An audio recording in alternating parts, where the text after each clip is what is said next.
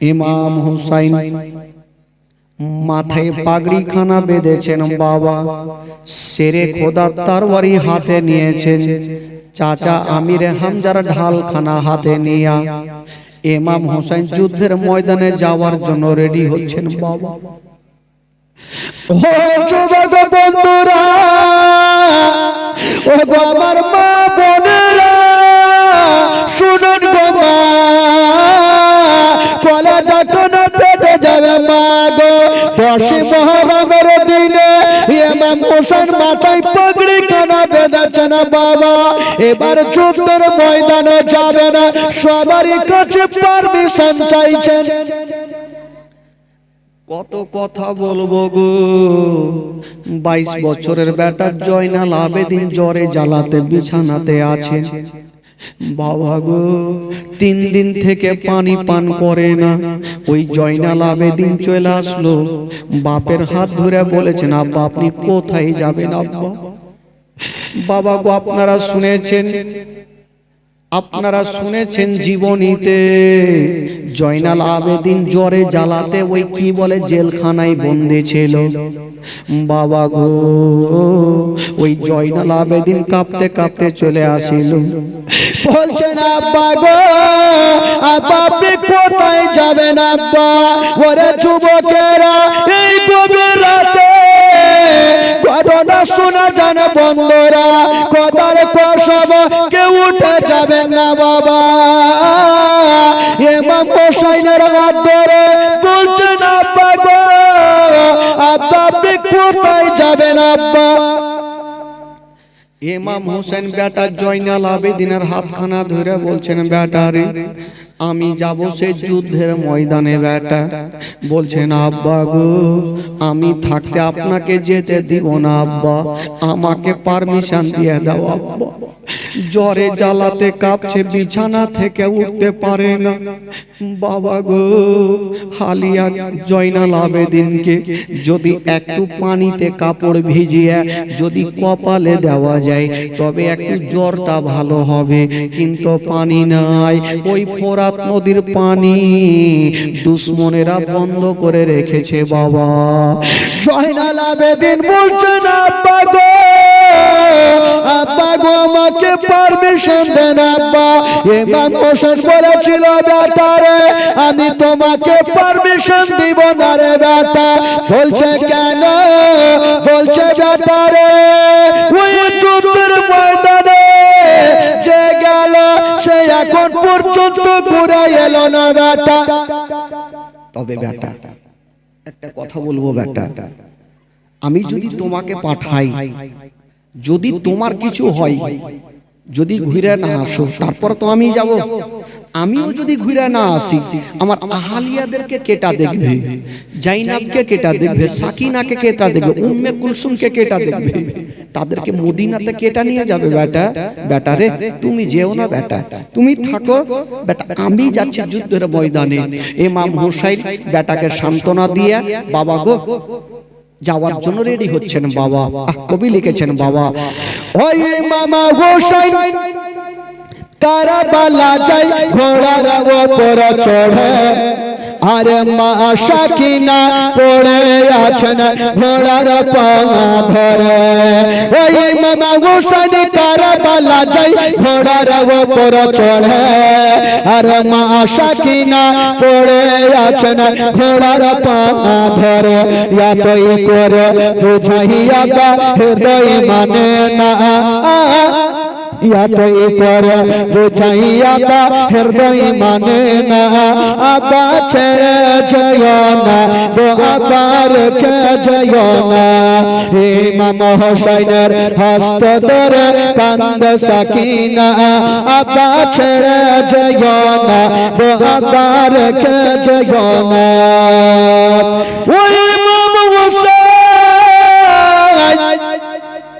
বাবা গো যাওয়ার জন্য রেডি হয়ে গেছেন বন্ধুরা। 7 বছরের বেটি সাকিনা কাঁদতে কাঁদতে আব্বার হাত ধরেছেন, আব্বা আপনি কোথায় যাবেন আব্বা? বলছেন, বেটি রে আমি যাব সে যুদ্ধের ময়দানে রে মা। বাবা গো, জীবনের মধ্যে সবচাইতে বেশি ওই 7 বছরের সাকিনার কষ্ট হয়েছিল মা। ওই সাকিনা বলছেন, আব্বা গো আপনি কোথায় যাবেন আব্বা? বলছে মা আমি যাব যুদ্ধের ময়দানে। সাকিনা বলছেন, আব্বা ওই ওই ওই ভাই ভাই চুপচাপ ভাই। সাকিনা বলছেন, আব্বা গো আমাকে ছেড়ে আপনি যে না আব্বা, আমার সারাটা জীবন অন্ধকার হয়ে যাবে। হায় রে ইমাম হুসাইন, বেটি সাকিনাকে বুক কানে লাগায়া বলছেন, বেটি রে আমাকে খুশি মনে বিদায় দাও রে মা। আমি যতক্ষণ পর্যন্ত যাব না ওই কারবালায় যুদ্ধ থামবে না। ইমাম হোসেন যাওয়ার জন্য বাবা গোসমান পত্র নিয়া হাতে তরবারি ঢাল নিয়া বাবা গো সবাইকে ক্ষমা করে দিচ্ছেন। 10ই মুহররমের দিনে, শুক্রবারের দিনে ইমাম হোসেন সবাইকে ক্ষমা করে দিয়া যেন বাবা দুলদুলে চেপে গেল। মা গো ভাই বাবা যে একটু ধ্যান দেন, আমার দিকে দেখেন। ওই ইমাম হোসেন যখন দুলদুলে চেপে গেল, বাবা দুলদুলের লাগামটা টান দিয়েছে। ওই দিকে জয়নাল আবেদিন বাপের চেহারা দেখছেন, সাকিনা দেখছেন বাপের চেহারা, জাইনাব দেখছেন ভাইয়ের চেহারা, উম্মে কুলসুম দেখছেন ভাইয়ের চেহারা। আজকে হুজুর গেল, জানি না ঘুরে আসবে কি আসবে না। বাবা গো ইমাম হোসেন হবে সমস্ত জান্নাতি নওজওয়ানদের সরদার। ওই এই ছেলে দাঁড়া। ইমাম হোসেন সমস্ত জান্নাতি নওজওয়ানদের সরদার। বাবা গো দুলদুলে চেপে গেল, লাগামটা টান দিচ্ছেন ভাই, পিছনে ঘুরে ঘুরে বলছেন, ওরে আমার হালিয়ারা তোমরা কেউ কান্দিও না, আমার জন্য দোয়া করো, আমি যেন যুদ্ধের ময়দানে আমি কামিয়াব হতে পারি। সেদিন ইমাম হোসেন ইসলামকে বাঁচাতে, নানার ইসলামকে বাঁচাতে বাবা গো নিজের জানের পারওয়া করলেন না, দুলদুলের লাগামটা টেনে দিয়েছেন। যেমন লাগামটা টেনেছেন মা, ওই দুলদুল বন্ধুরা এক কদম আগে বাড়ে না। ওই দুলদুল আগে বাড়ে না। ইমাম হোসেন বলছে, ওরে দুলদুল তুই কি নারাজ হয়ে গেলি? চল আমাকে নিয়ে চল। ওইদিকে ইয়াজিদের সৈন্যরা ডাকছে, ওগো মা ফাতেমার বেটা হোসাইন তাড়াতাড়ি যুদ্ধের ময়দানে আসো। ওরে দুলদুল আমাকে নিয়ে চল। কিন্তু দুলদুল এক কদম আগে বাড়ে না। কেন বাড়ে না? ওই দুলদুলের সামনের জোড়া পা 7 বছরের বেটি সাকিনা জড়িয়ে ধরে আছে। আর বলছে, দুলদুল রে আমার আব্বাকে নিয়ে যেও না রে দুলদুল, আমার আব্বাকে নিয়ে যেও না। ওরে দুলদুল রে আমার আব্বা যদি চলে যায় আমি কাকে আব্বা বলে ডাকবো? 7 বছরের একটা বেটি বাবা দুলদুলের জোড়া পা ধরে আছে, আমার আব্বাকে নিয়ে যেও না। সাকিনার মনের ধারণা, আমার দাদা আলী একবার গিয়ে ঘুরে এলো না, আব্দুল ওয়াহাব গিয়ে ঘুরে এলো না, আউনো মোহাম্মদ গিয়ে ঘুরে এলো না। যদি আমার আব্বা না আসে আমি কাকে আব্বা বলে ডাকবো? বলছে, দুলদুল রে আমার আব্বাকে নিয়ে যেও না। তবে সাকিনা মা একটু শুনেলেন গভীর রাতে মা ওই দুলদুলকে বলছে, সাকিনা ওরে দুলদুল রে আমার আব্বাকে যদি নিয়ে যা তবে আমার বুকের ওপরে পা খানা রেখে যাও, আমার বুকের ওপরে পা রাখো, আমিও দুনিয়াতে থাকবো না। আমার আব্বা যদি না থাকে আমি দুনিয়াতে বাঁচবো না। বাবা গো, ওই দুলদুল যেন এক কদম আগে বাড়ে না। ইমাম হোসেন বলছে, দুলদুল তাড়াতাড়ি করে আমাকে নিয়ে চলো। ইমাম হোসেন যেতে বলছে, আর সাকিনা উটের পা ধরে থামতে বলছে, বাবা ঘোড়ার পা ধরে থামতে বলছে। ওরে ঘোড়া রে, আমার আব্বাকে নিয়ে যেও না। বাবা গো, এই জন্য তো কবি লিখেছেন, বাবা ইমাম হোসেন কারবালা যাই ঘোড়ার উপর চড়ে, আরে মা সাকিনা পড়ে আছেন ঘোড়ার পা ধরে। জোরে বলো, আরো জোরে, আরো জোরে। ওই ইমাম হোসেন কারবালা যাই ঘোড়ার উপর চড়ে, আরে মা সাকিনা পড়ে আছেন ঘোড়ার পা ধরে। ইয়াতই করে তো চাহিয়া বা হৃদয় মানে না, ইয়াতই করে তো চাহিয়া বা হৃদয় মানে না। আবা ছেড়ে যাইও না গো, আবা রেখে যাইও না।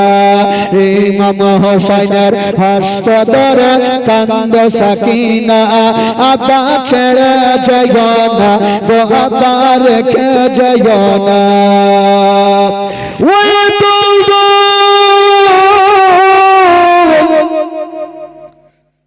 বাবা এক কদম আগে বাড়েন। দুলদুল ভাবছে, যদি আমি একটা কদম বাড়াই তবে সাকিনার বুকের ওপরে পা চেপে যাবে, সাকিনা বাঁচবে না।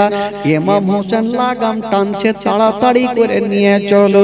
দুলদুল ভাবছেন, আল্লাহ আমি ইমাম হোসেনের কথা শুনবো না সাকিনার কথা শুনবো? আল্লাহ গো, আমি সাকিনাকে জান থেকে মারতে পারবো না। সাকিনা বাবা গঙ্গুটের ঘোড়ার পাখানা ছাড়ে না, বারবার করে ধরে বলছে, দুলদুল রে, আমার আব্বাকে নিয়ে যেও না। আর যদি আবার বুকের উপরে পা রেখে যাও, আমি আর বাঁচবো না। এবার বাবা গো, ওই দুলদুল বলছেন, আল্লাহ গো, আমার জবানখানা খুলে দাও, আমি যেন আমার মালিক হোসেনের সঙ্গে কথা বলতে পারি। আমার আল্লাহ জবানখানা খুলেছে। বলছেন, ও গো ফাতেমার বেটা হোসেন, আপনি যদি আমাকে পানিতে ঝাঁপ দিতে বলেন, হুজুর আমি পানিতে পড়ে যাব। আগুনে ঝাঁপ দিতে বললে আমি আগুনে লাফিয়ে যাব। হুজুর আজকে আমি চলবো না, আমাকে চলতে বলবেন না। বলছে কেন? বলছে, হুজুর গো, আপনি আমাকে চলতে বলছেন, আমার পায়ের দিকে তাকিয়ে দেখেন, আপনার বেটি আমার পাখানা ধরে আছে, আমার পাখানা আপনার বেটি ছাড়ে না। ইমাম হোসেন তাকিয়ে দেখছেন নিচে 7 বছরের সাকিনা ওই ঘোড়ার পা জড়িয়ে ধরে আছে, আর ডুগরে ডুগরে কাঁদছে, আমার আব্বাকে নিয়ে যেও না, আমার আব্বাকে নিয়ে যেও না। ইমাম হোসেন থাকতে পারলেন না, সঙ্গে সঙ্গে দুলদুল থেকে নেমে গেল, সাকিনাকে বুকখানে লাগিয়েছে। মা রে, মা তুমি কেন ঘোড়ার পা ধরে আছো? মা আমাকে যেতে দাও। সাকিনা বাপের হাত ধরে ধরে ডুগরে ডুগরে কাঁদছে। আব্বা গো, আব্বা গো, আপনি যাবেন না আব্বা, আপনি চলে যদি যান আব্বা, আমাদের সারাটা জীবন অন্ধকার হয়ে যাবে। ইমাম হোসেন বলছেন, বেটি রে, বেটি রে, আমি যতক্ষণ যাব না ওই কারবালার যুদ্ধ থামবে না রে মা। সাকিনা বলছেন, আব্বা গো, আব্বা খোদার কসম বলি আব্বা, আপনি যাবেন না আব্বা, আপনাকে ছাড়া আমি থাকতে পারবো না। বাবা গো কাঁদতে ছিল, ওই দিকে ডাক দিচ্ছেন জাইনাবকে, ও বই জাইনাব, একবার চলে আসো, চলে আসো, আমার সাকিনাকে তুমি বুকে নিয়ে থাকো। তবে বহিন রে, তোমাকে একটা কথা বলে গেলাম, তোমাকে একটা কথা বলে গেলাম, আমার সাকিনাকে আমি তোমার কাছে সঁপে দিলাম, আমার সাকিনার কষ্ট দিও না, আমার সাকিনার দুঃখ দিও না। বাবা গো, যে বেটির বাপ দুনিয়াতে থাকবে না, বেটা বেটির বাপ যদি না থাকে, তবে ওই বেটির দুনিয়াটা অন্ধকার, সুখ শান্তি পাবে না। কেমন কথা বলছেন মাওলানা? সত্যি কথা বলছি ভাই। যখন দেখবেন কাউরি বাবা দিল্লি বোম্বাই থেকে বাড়ি আসবে, ছোট বেটা বেটির মা রাস্তার ধারে দাঁড়িয়ে থাকবে, আমার আব্বা যখন আসবে আমার আব্বার সঙ্গে দেখা করব। আব্বা যখন কাছাকাছি হবে ওই বেটি দৌড় দিয়ে যাবে, দেখবেন বাপের হাতের দিকে আমার জন্য কিছু খেলনা নিয়ে এসে কিনা, আমার জন্য কিছু খাবার নিয়ে এসে কিনা। ওই বেটি বাপের দিকে দেখে থাকবে। মা যার বাপ মা আছে সেই বেটি দেখবে, কিন্তু মা যার বাপ জগতে নাই মা, ওই বেটিটার দিলটা কেমন করবে মা, ওই বেটিটার মনটা কেমন করবে। যার বাবা নেই তার দুনিয়াতে কিছুই নাই বাবা গো। ওই বেটি রাস্তার ধারে যাবে না, যাবে না, ঘরের মধ্যে কাঁদবে। আমার আব্বা যদি থাকতো আমার জন্য খেলনা নিয়ে আসতো, আমার আব্বা যদি থাকতো আমার জন্য জামা নিয়ে আসতো, আমার আব্বা যদি থাকতো আমার জন্য খাবার নিয়ে আসতো।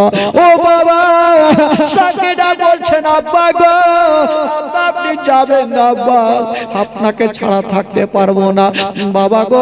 রাতের বেলায় শেষের ঘটনাটা শুনেলেন ভাই। ইমাম হোসাইন বেটিকে সান্ত্বনা দিয়া জাইনাবকে বলছেন, বহিন জাইনাব রে, আমার সাকিনাকে আমি তোমার কাছে রেখে গেলাম, এই সাকিনার কোনো কষ্ট দিও না, সাকিনার কোনো দুঃখ দিও না। জাইনাব বলছেন ভাইয়া গো আপনি চিন্তা করবেন না, করবেন না, আমি আল্লাহর রাহে আমার দুটা বেটাকে কুরবান করেছি, আমার আল্লাহর রাহে আমার দুটা বেটাকে আমি কুরবান করে দিয়েছি ভাইয়া গো।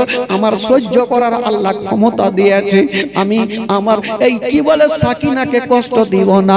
সাকিনাকে টেনে বুকে লাগিয়েছেন ইমাম হোসেন, সাকিনাকে সান্ত্বনা দিচ্ছেন। বাবা কবি লিখেছেন, হোসাইনে বলে শোনো বেটি শোনো সাকিনা রে, কারবালাতে যাব বেটি বাধা দেশ না রে।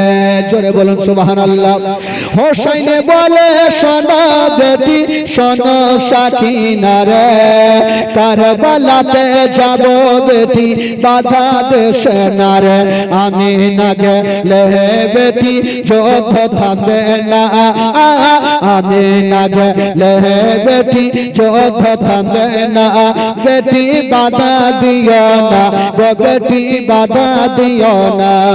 ইমাম হোসাইনের হস্ত ধরে কান্দে সাকিনা, আব্বা ছেড়ে যাইও না গো, আব্বা রেখে যাইও না গো, আব্বা ছেড়ে যাইও না গো, আব্বা রেখে যাইও না। ইমাম হোসাইনের হস্ত ধরে কান্দে সাকিনা, আব্বা ছেড়ে যাইও না গো, আব্বা রেখে যাইও না। ওই ইমাম হোসাইন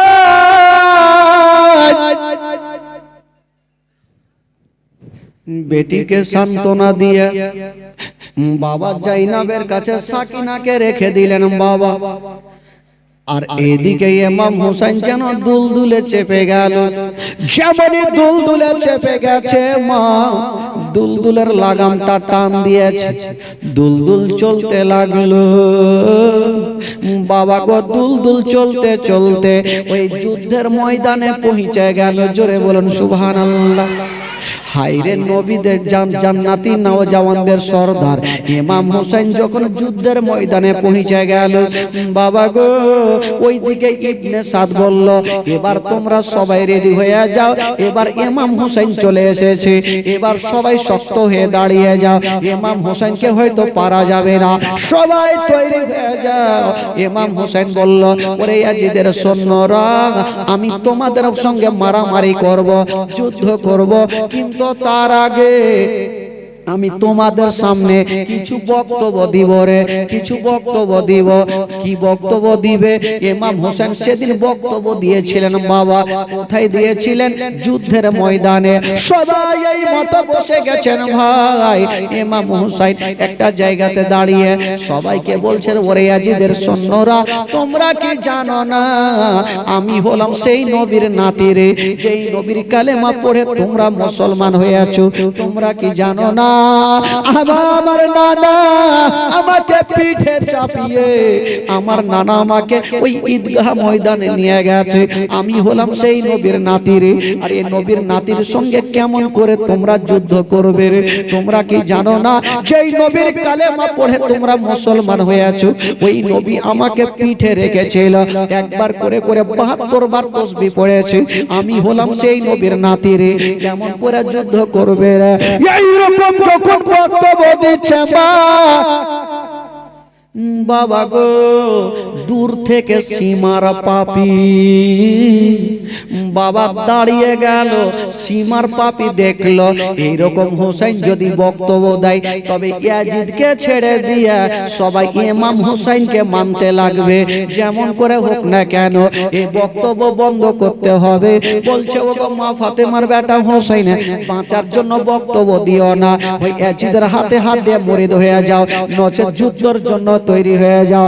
ইমাম হোসেন বলেছিল ওরে ইয়াজিদের সজরা, আমি জান বাঁচার জন্য বক্তব্য দিই না। তোরা ভাবছিস আমি জান বাঁচার জন্য বক্তব্য দিচ্ছি, এটা ভুল ধারণা।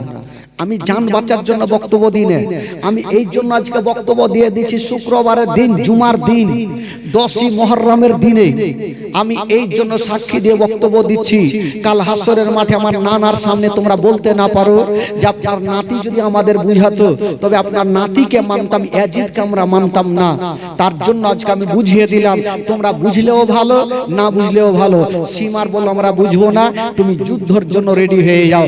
ইমাম হোসেনের জালালি চলে আসলো, আমার সঙ্গে তোরা যুদ্ধ করবি? আই কোন মায়ের দুগ্ধ পান করেছিস, আমার মোকাবিলাতে চলে আই। জান্নাতি নওজওয়ানদের সর্দার পাহুল মানের মতো শক্তি গরম দেখিয়ে যার শরীরে নবী বংশের রক্ত আছে, ওই বাবা গো শুক্রবারের দিনে জুমার টাইমে বাবা গো তরবারি হাতে ছিল, কাছে লাগিয়ে দিল। বেরাদার বন্ধুগণ বাবা যুদ্ধ শুরু হয়ে গেল। বাবা গো 10ই মুহররমের দিনে ইমাম হোসেনের হাতে ছিল তরবারি খানা, বাবা চালিয়ে দেয়। যেমন চালিয়ে দিচ্ছেন মা, 2-4টা কেটে যেন জাহান্নামে পড়ে যাচ্ছে বাবা। তবে বেরাদার বন্ধুরা, যার শরীরে নবী বংশের রক্ত আছে গো, তার সঙ্গে মোকাবিলা করে কেউ টিকতে পারে না, কেউ জানতে পারে না। ও বেরাদার বন্ধুরা, ইমাম হোসেন বলেছিল ওরে দুশমনেরা, একটা আই আমার সঙ্গে মোকাবিলাতে আই, একটা গো রাখবো না। বাবা গো ইমাম হোসেন তরবারি চালিয়ে যাই বাবা। এত চালাচ্ছেন, ইমাম হোসেনের সামনে কেউ টিকতে পারে না, ইয়াজিদের সৈন্যরা কেউ টিকতে পারে না। কিন্তু বেরাদার 3 দিনের ভুকা পিয়াসা, পেটে হুলকুমে পানি নেই।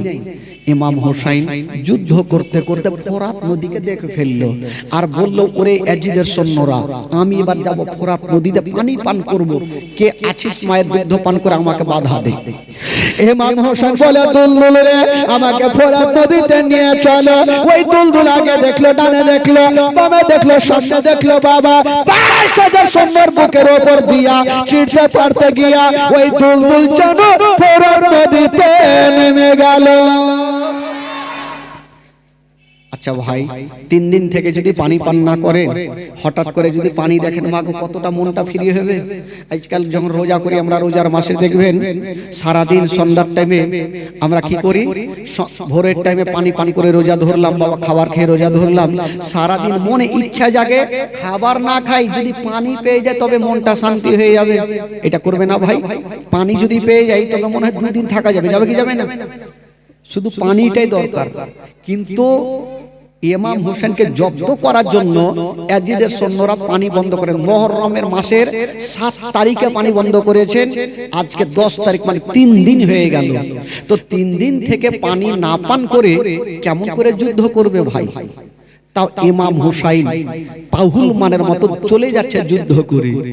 তবে বেরাদার বন্ধুরা, এবার যেমন ফোরাত নদীর পানির সামনে দেখেছেন বাবা, ইমাম হোসেন পানি চুল্লু তুলেছেন পান করার জন্য। যেমনই পানি তুলেছে মা, হঠাৎ করে আলী আকবরের কবরখানা দেখে নিল, আউন মোহাম্মদের কবরখানা দেখে নিল, আলী আসগারের কবরখানা দেখে নিল, মোহাম্মদ ইব্রাহিমের কবরখানা দেখে নিল, ইমামে মুসলিমের কবরখানা দেখে নিল, বাবা গো আবুল কাসিমের কবরখানা দেখে নিল। আর বলছে পানি রে, আমি আর তোকে পান করব না রে পানি। ফোরাত নদের পানি ফোরাতে ফেলে দিয়েছেন বাবা, যেমনই ফেলে দিয়েছেন মা, খোদার কসম ইমাম হোসেন এক চুল্লু পানি পান করেনি, দুলদুলে চেপে গেল। ওরে দুলদুল রে, আমাকে যুদ্ধের ময়দানে নিয়ে চলো। দুলদুলে চেপে গেছে, যুদ্ধের ময়দানে যেমনই যাওয়া। ইয়াজিদের সৈন্যরা ভাবছে ইমাম হোসেন তো ফোরাত নদীতে নেমেছে, হয়তো পানি পান করেছে, না ইমাম হোসেনকে ছাড়বো না। এবার শক্তি হয়ে গেছে, সবাই তৈরি হয়ে যাও। ইমাম হোসেন যেমনই ফোরাত নদী থেকে উঠলো বাবা, চতুর্দিক থেকে তীর চালাতে আরম্ভ করলো। ডানে তীর, বামে তীর, সামনে তীর, পিছনে তীর। বাবা তীরের বর্ষণ শুরু হয়ে গেল। যেই মতো বৃষ্টি বর্ষণ হয় সেই মতো তীর বর্ষণ শুরু হয়ে গেল। এক দুশ্মন দুরাচার একখানা বল্লম চালিয়ে দিল বাবা। যেমনই বল্লম চালিয়ে দিয়েছে মা, ওই বল্লম খানা এসে লাগবি তো লাগ। ইমাম হোসেনের হাতে লাগলো না, পায়ে লাগলো না, মাথায় লাগলো না, পেটে লাগলো না। ওই বল্লম খানা এসে ইমাম হোসেনের বাবা কপালে লেগে গেল। যেমনই কপালে লেগে গেছে মা, ইমাম হোসেন আর দুলদুলে থাকতে পারলেন না। বাবা জমিনে চলে আসিল, জমিনে পড়ে গেছে। ও যুবকেরা, মা গো শুনুন মা, ইমাম হোসেন যেমনই জমিনে পড়ে গেছে, তিনটা লোক দৌড়াতে দৌড়াতে গেল, ইমাম হোসেনের উপরে বাবা চেপে গেল। কোথায় কোথায় চেপেছে? একজন চেপেছে পায়ের ওপরে, একজন চেপেছে জাঙের ওপরে, আর একটা লোক চেপেছে সিনার ওপরে। তিনটা লোক ইমাম হোসেনের ওপরে চেপে গেল। বাবা গো, একটা লোকের ওপরে যদি তিনটা লোক চেপে যায়, বলুন তো তার অবস্থা কি হতে পারে মা? মা গো, ইমাম হোসেনের ওপরে যখন তিনটা লোক চেপে গেল, বাবা গো একটু ধ্যান দেন মুসলমান, এই গভীর রাতে একটু চোখের পানি ফেলেন বাবা। ওই তিনটা লোক চেপে গেছে মা। ইমাম হোসেন বলল, শোনো গো, ওরে ইয়াজিদের সৈন্যরা, তোমরা তিনজন আমার ওপরে চেপেছো। আচ্ছা বলো, আমার গলাটা কেটা কাটবে? তোমরা তো তিনটা চেপেছো, আমার গলা কেটা কাটবে? একটু তোমরা বলো। সুবহানাল্লাহ, কি বলেছিল? কে কাটবে? যে লোকটা সিনার ওপরে চেপেছিল, ওই লোকটা গ্যারান্টি দিয়ে বলছেন, ওগো ইমাম হোসেন, আমি ছাড়া তোমার গলা কাটতে কেউই পারবে না। ইমাম হোসেন বলল, কে আছো গো? তুমি চ্যালেঞ্জ কেমন করে করছো? যখন তুমি চ্যালেঞ্জ করছো, তোমার সিনার বুটামটা একবার খোলো, আমি তোমার সিনাটা দেখতে চাই। কেন দেখতে চাইলো? আমার নবী বলেছিল, আমার নাতি রে, তোমার গলা ওই ব্যক্তি কাটতে পারবে যার সিনার ওপরে একটা লম্বা শিগগির দাগ থাকবে। ভাই তুমি চ্যালেঞ্জ করছো, তোমার সিনার বুটামটা খোলো। যেমনই সিনার বুটাম খুলেছে গো, দেখছে সত্যিকারই ওই লোকটার সিনাতে একটা লম্বা শিগগির দাগ আছে। যেই লোকটা বসেছিল সিনাতে, ওই লোকটার নাম কি? বাবা রেকর্ডিং করেলেন, বাবা মুখস্থ করেলেন। যেই লোকটা সিনাতে বসেছিল, ওই লোকটার নাম হইল সীমার পাপী। ওই সীমার পাপী বলছেন, ও গো মা ফাতেমার বেটা হোসেন, আমি ছাড়া তোমার গলা কেউই কাটতে পারবে না। ইমাম হোসেন একবার খিমার দিকে তাকিয়ে দেখছেন, আর মনে মনে বলছেন, ওরে বেটি সাকিনা, আমি আর তোমার কাছে যেতে পারলাম না রে মা। আমি তোমার কাছে যেতে পারলাম না রে মা, আমি হয়তো দুনিয়াটা ছেড়ে চলে যাব। ইমাম হোসেন বলছে সীমার রে, একটু দাঁড়াও ভাই, একটু ঘটনা শুনেন, চোখের পানি ফেলেন ভাই।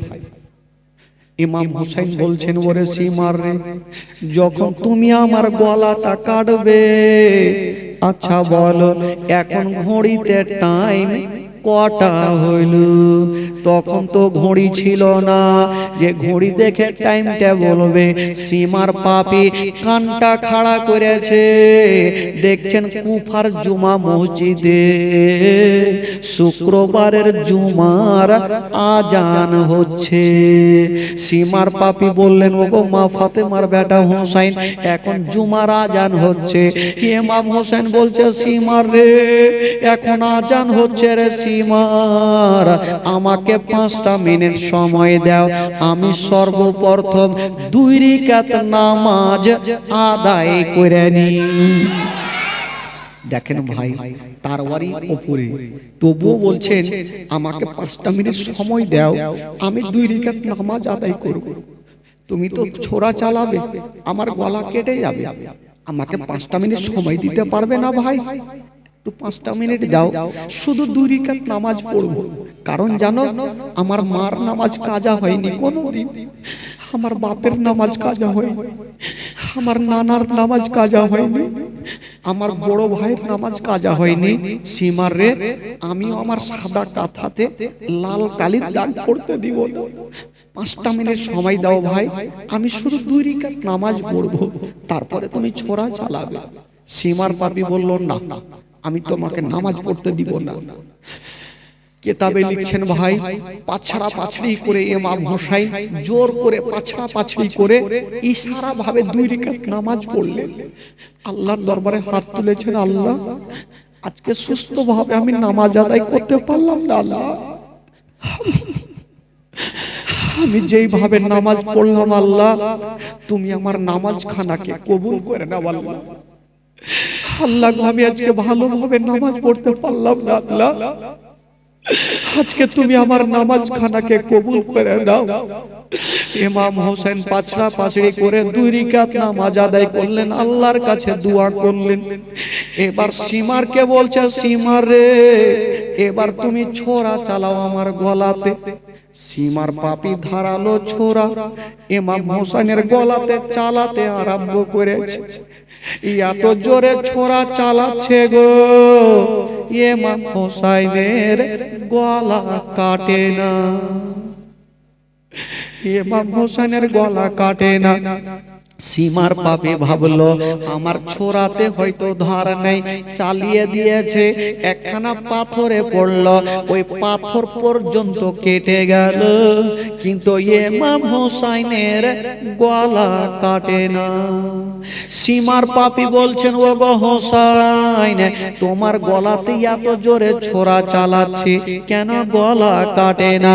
ইমাম হোসেন বলল সীমার রে, আজকে তুমি যেই জায়গাতে ছোরা চালাচ্ছ, যেই জায়গাতে ছোরা চালাচ্ছ, কিয়ামত পর্যন্ত যদি চালাও তোমার ছোরা আমার গলা কাটবে না। কেন কাটবে না একটু বলো, কেন কাটবে না? কোথায় চালালে তোমার গলা কাটবে? ইমাম হোসেন বলল সীমার রে, আজকে তুমি যেই জায়গাতে ছোরা চালাচ্ছ ওই জায়গাতে আমার নানা চুমা দিয়েছে রে। জোরে বলুন, জোরে বলুন। যে জায়গাতে আজকে তুমি ছোরা চালাচ্ছ ওই জায়গাতে আমার নানা বারবার করে চুমা দিয়েছে। বলি তোমার ছোরা কোনো কাজ করবে না। সীমার পাপী বলল ওগো মা ফাতেমার বেটা হোসেন, তবে কি তোমার গলা কাটা যাবে না? বলল হ্যাঁ যাবে, তবে কি করব? ইমাম হোসেন বলল এক কাজ করো, আমি যেইখানে ছোরা চালাতে বলবো তুমি সেইখানে চালাবে, আমার গলা কেটে যাবে। বলল কোথায় চালাবো? বলে একটু ওপর দিক করে চালাও, তোমার ছোরার কাজ হবে। ইমাম হোসেন যেমনই বলা ওই সীমার পাপী বাবা গো একটু ওপরে ছোরা চালিয়েছে মা, যেমনই ওপরে ছোরা চালিয়েছে বাবা ইমাম হোসেনের গলা আলাদা হয়ে গেল, একদিকে মাথা গেল একদিকে বডি গেল। সকলে পড়ুন ইন্না লিল্লাহি ওয়া ইন্না ইলাইহি রাজিউন। ইমাম হোসেন দুনিয়া ছাড়লেন বাবা গো। আর যেই সমাতে ইমাম হোসেনকে শহীদ করা হইল গোটা কারবালা রক্তে লাল হয়ে গেল।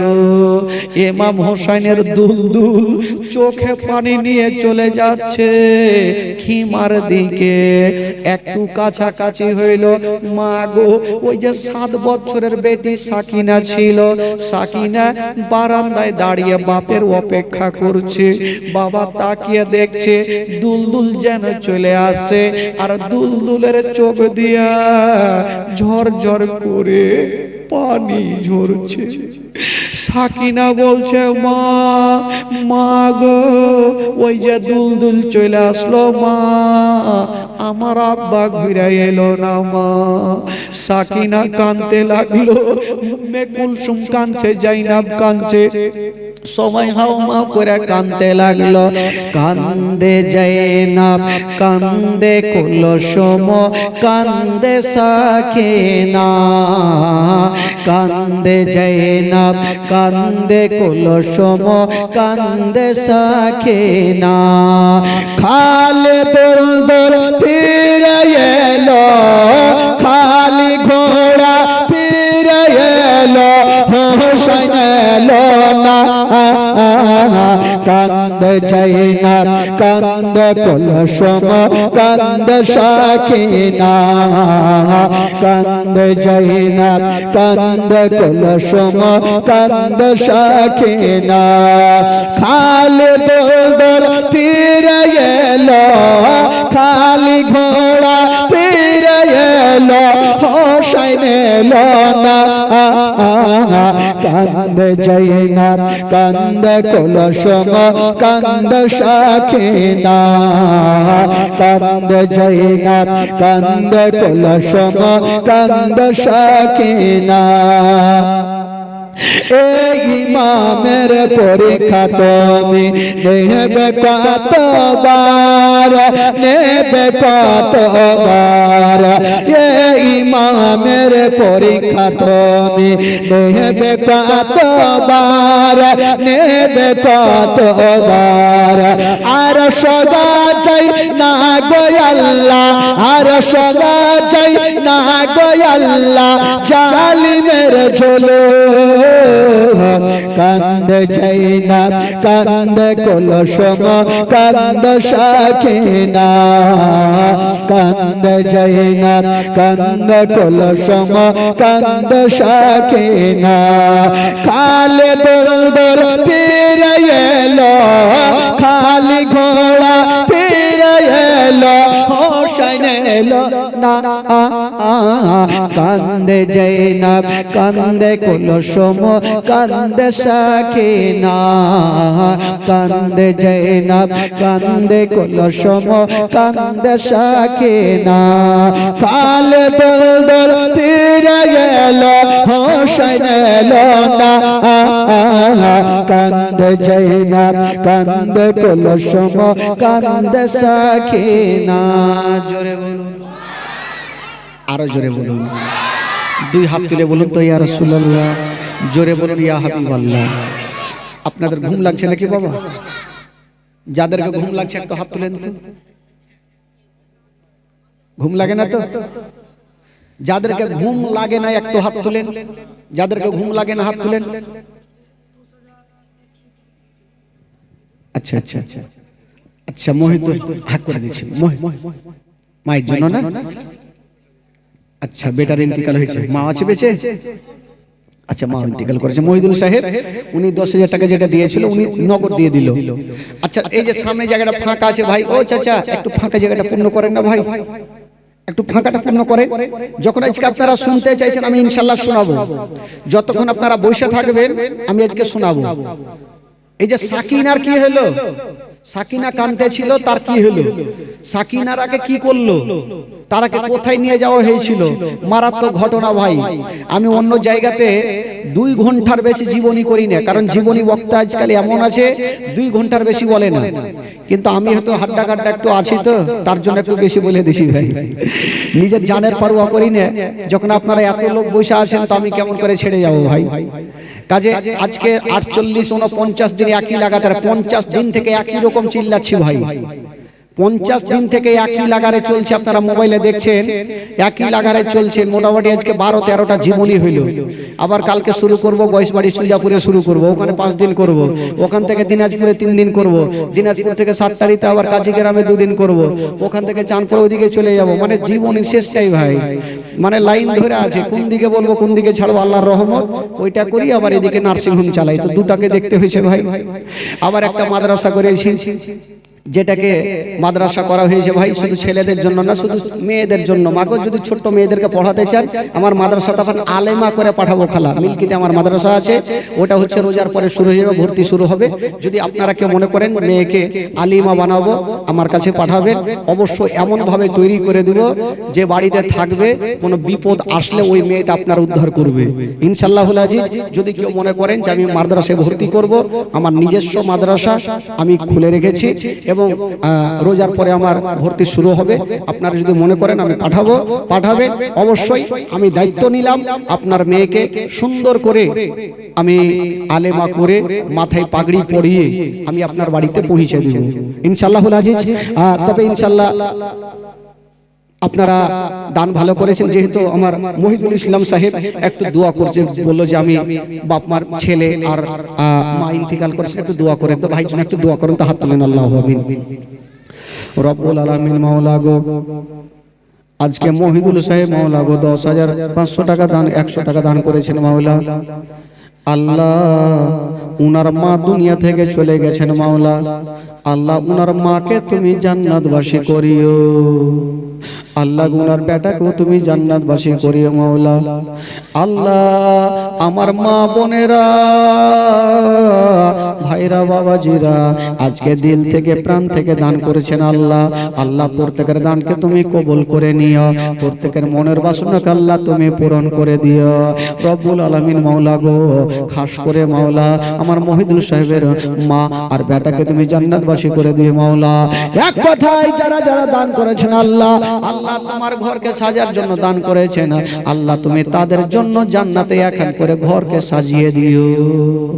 আমিন সুম্মা আমিন। বাহাকে লা ইলাহা ইল্লাল্লাহ মুহাম্মাদুর রাসূলুল্লাহ সাল্লাল্লাহু আলাইহি ওয়াসাল্লাম। আল্লাহুম্মা সাল্লি আলা, জোরে পড়ুন জোরে পড়ুন, মাওলানা মুহাম্মদ ওয়া আলা আহলে সাইয়্যিদানা।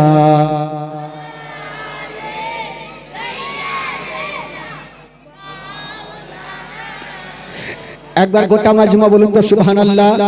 একটু আপনাদের দিলটাকে চাঙ্গা করে দি ভাই, গোটা মাজমা একটু আমার সঙ্গে পড়ে, ঈমান তাজা হবে। তারপরে সাকিনাকে কোথায় নিয়ে যাওয়া হবে, উম্মে কুলসুমের কি হবে, জয়নাল আবেদিনের কি হবে, জাইনাবের কি হবে, এই ঘটনাটা আবার শুরু হবে ভাই।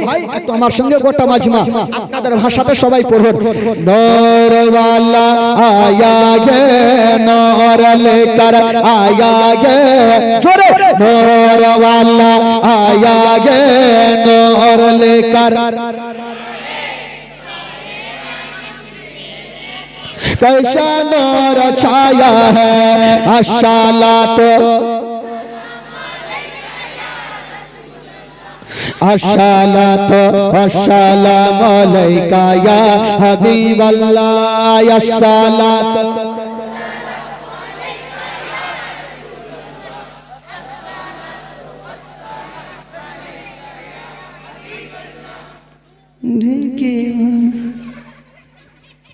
এতগুলা লোক আছে এরকম ভাবে, পিছনে হাড্ডা হাড্ডি ভাই বসে আছে, ওইদিকে হাড্ডা হাড্ডি ভাই বসে আছে। এই যুবকেরা তোমরা মিডিলে আসো তো ভাই, ওইদিকে কাটে এদিকে চলে আসো, এইখানে আসো ভাই।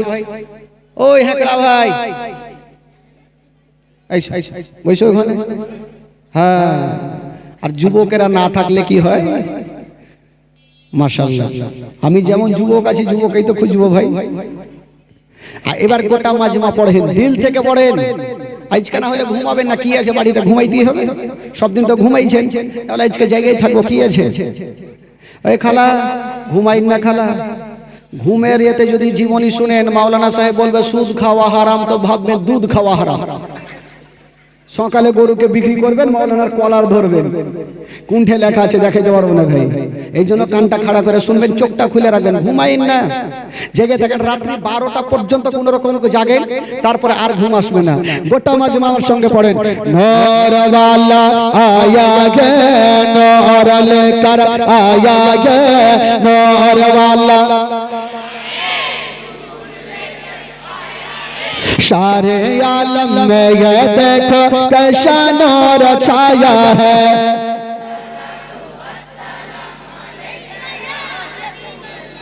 अस्सलातु वस्सलामु अलैका या रसूल अल्लाह, जोरे अस्सलातु वस्सलामु अलैका या रसूल अल्लाह।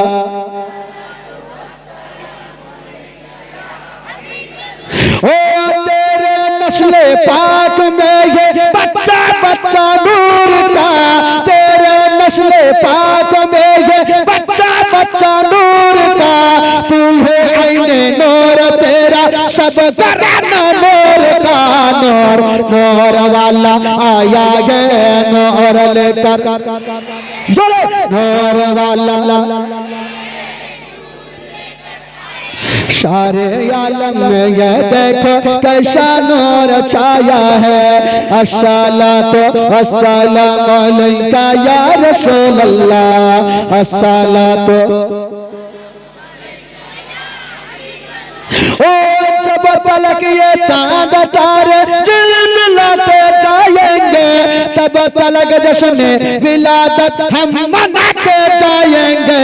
नूर नूर नूर वाला आया है नूर लेकर आया है, नूर वाला आया है नूर लेकर।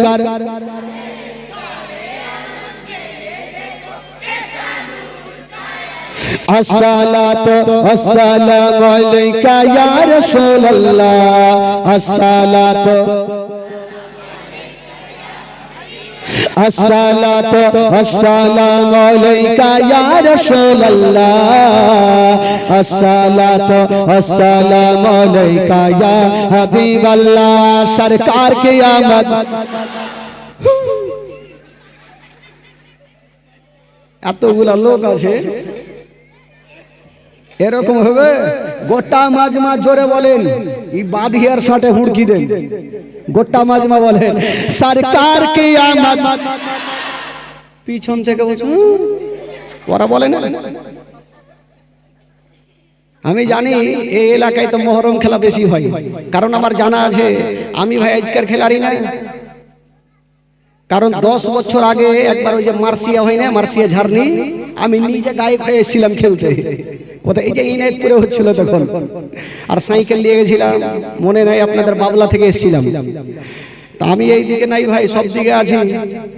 আমার সাথে সাথ দেন, ইনশাআল্লাহ ইমান তাজা হবে। গোটা মাজমা বলেন সরকার কি আমদ, দিলদার কি আমদ। যারা মোচা বলো, যারা ঝমকে বলো, আউয়াল কি আমদ, आखिर की आमद, जाहिर की आमद, बातिन की आमद। जरा झूम के बोलो सरकार की आमद, दिलदार की आमद। गाड़ी चलो, ওইটা তো কইছে মারহাবা, তো সুর ধরেছে না, কইতে তো হবে। এবার ঘুম ভেঙে গেছে, এবার টাটকা হয়ে গেছে।